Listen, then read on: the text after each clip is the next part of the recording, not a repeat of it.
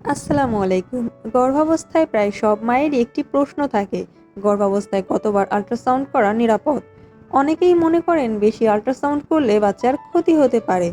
আসলে ডাক্তারের পরামর্শ অনুযায়ী করলে সাধারণত আল্ট্রাসাউন্ড নিরাপদ।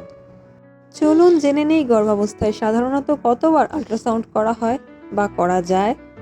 প্রথম আল্ট্রাসাউন্ড সাধারণত 6 থেকে 8 সপ্তাহের মধ্যে করা হয়। এতে বোঝা যায় বাচ্চা ঠিকমতো গর্ভে আছে কি না এবং হার্টবিট শুরু হয়েছে কি না। দ্বিতীয় আল্ট্রাসাউন্ড 18 থেকে 22 সপ্তাহের মধ্যে করা হয়। এটাকে অনেক সময় অ্যানোমালি স্ক্যান বলা হয়। এতে বাচ্চার শরীরে বিভিন্ন অঙ্গ ঠিকভাবে গঠিত হচ্ছে কিনা জানা যায়। তৃতীয় আল্ট্রাসাউন্ড 30 থেকে 32 সপ্তাহের মধ্যে করা হয়। এতে বাচ্চার বৃদ্ধি, ওজন এবং গর্ভের পানির পরিমাণ দেখা হয়। কিছু ক্ষেত্রে ডাক্তার প্রয়োজন হলে আরও 1 বা 2 বার আল্ট্রাসাউন্ড করতে বলতে পারেন, যেমন মায়ের শারীরিক সমস্যা থাকলে বা বাচ্চার নড়াচড়া কম হলে। তবে অপ্রয়োজনীয়ভাবে বারবার আল্ট্রাসাউন্ড করা ঠিক নয়। সবসময় ডাক্তারের পরামর্শ মেনে চলা উচিত।